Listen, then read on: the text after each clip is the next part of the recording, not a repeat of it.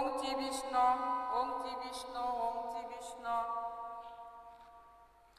হে কৃষ্ণ ভাগবত বাসুদেবায় দেবকী নন্দায় চ অশেষ ক্লেশনাশায় গোবিন্দায় নম নম। হে কৃষ্ণ করুণা সিন্ধু দীনবন্ধু জগৎপতে গোপেশ গোপিকান্ত রাধাকান্ত নমস্তুতে। তুলসী তুলসী বৃন্দাবন, তুলসী তুমি নারায়ণ, তোমার মাথায় ঢালি জল অন্তিম কালে দিও স্থল। হরে কৃষ্ণ। আমি পড়ছি ভাগবতমের অমল পুরাণের কাহিনী জড় সৃষ্টির উপাদান, তার দ্বিতীয় চ্যাপ্টার। হে প্রিয় উদ্ধব, চক্ষু, কর্ণ, নাসিকা, জিহ্বা এবং ত্বক, এই যে পাঁচটি হচ্ছে যেন জ্ঞানেন্দ্রিয়, আর বাক, পানি, উপস্থ, পায়ু এবং পদযুগল, এই যে পাঁচটি হচ্ছে যেন কর্মেন্দ্রিয়। মন উভয় এবং বিভাগেই যেন রয়েছে। শব্দ, স্পর্শ, রূপ, রস এবং গন্ধ, এগুলি হচ্ছে জ্ঞানেন্দ্রিয় ভোগ্য বিষয়, এবং গতি, বাক্য এবং মলমূত্র, ত্যাগ এবং নির্মাণ, এগুলি হচ্ছে যেন কর্মেন্দ্রিয়ের কার্য। সৃষ্টির প্রাঙ্গণে প্রকৃতি শত রজ এবং তমগুণের মাধ্যমে যেন ব্রহ্মাণ্ডের সমস্ত সূক্ষ্ম কারণ এবং স্থূল প্রকাশের মূর্ত রূপ পরিগ্রহ করে। পরমেশ্বর ভগবান জড় প্রকাশের যেন মিথস্ক্রিয়ার মধ্যে যেন প্রবেশ না করে কেবলমাত্র যেন প্রকৃতির প্রতি ইঙ্গন করেন এবং মহৎ তত্ত্ব আদি জড় উপাদানগুলি যেন পরিবর্তিত হয়ে পরমেশ্বরের ইক্ষণ থেকে দ্বারা যেন বিশেষ শক্তি প্রাপ্ত হয় এবং প্রকৃতি শক্তির দ্বারা যেন মিশ্রিত হয়ে ব্রহ্মাণ্ডেরই যেন সৃষ্টি করে। কোনো কোনো দার্শনিকদের মতে যেন সাতটি উপাদান রয়েছে, যেমন ভূমি, জল, অগ্নি, বায়ু এবং আকাশ।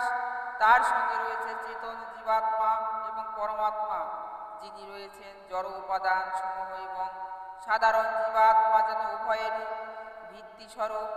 এই শত অনুসারে যেন তত্ত্ব অনুসারে দেহ, ইন্দ্রিয় বা প্রাণ, বায়ু এবং সমস্ত জড় প্রপঞ্চ উৎপন্ন হয়েছে, এবং এই সাতটি উপাদান থেকে অন্য অন্য দার্শনিকগণ বলেন যে ছয়টি উপাদান রয়েছে, সাতটি ভৌমিক উপাদান, ভূমি, জল, অগ্নি, বায়ু এবং আকাশ, এবং ষষ্ঠ উপাদান হচ্ছেন পরমেশ্বর ভগবান। উপাদান সমূহ সম্বন্ধিত সেই পরমেশ্বর নিজের শরীর থেকেই যেন উপাদানগুলিকে প্রকাশ করেন, এই ব্রহ্মাণ্ডের সৃষ্টি করেন, এবং তারপর যেন তিনি স্বয়ং তার মধ্যেই যেন প্রবেশ করেন। কোনো কোনো দার্শনিক চারটি যেন প্রাথমিক উপাদানের অস্তিত্বের প্রভাব এবং প্রস্তাব দিয়ে থাকেন, যার তিনটি হচ্ছে যেন অগ্নি, জল এবং ভূমি। সেগুলি চতুর্থ অর্থাৎ স্বয়ং থেকে প্রকাশিত এই উপাদানগুলি যেন অস্তিত্বের ফলেই প্রপঞ্চের প্রকাশ সাধন করে থাকেন, যার মধ্যে সমস্ত জড় সৃষ্টি সংগঠিত হয়।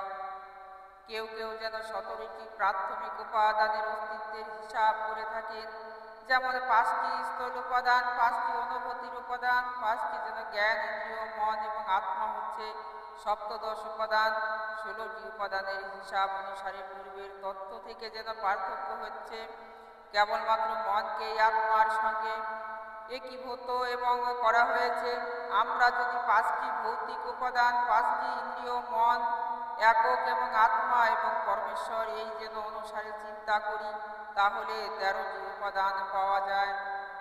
11টির গণনায় যেন রয়েছে আত্মা, স্থূল উপাদান এবং ইন্দ্রিয় সকল 8টি সূক্ষ্ম এবং স্থূল উপাদানের সঙ্গে পরমেশ্বর যুক্ত হয়ে 9টি, এবং এইভাবে যেন মহান দার্শনিকগণ জড় উপাদানকে বহুবিধ পদ্ধতি বিশ্লেষণ করেছেন।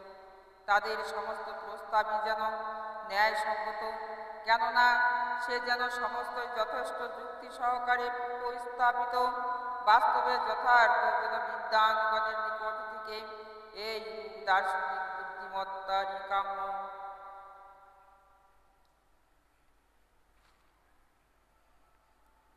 ওম নমো ভাগবত বাসুদেবায় নমঃ। ওম নমো ভাগবত বাসুদেবায় নমঃ। ওম নমো ভাগবত বাসুদেবায় নমঃ। জয় রাধে।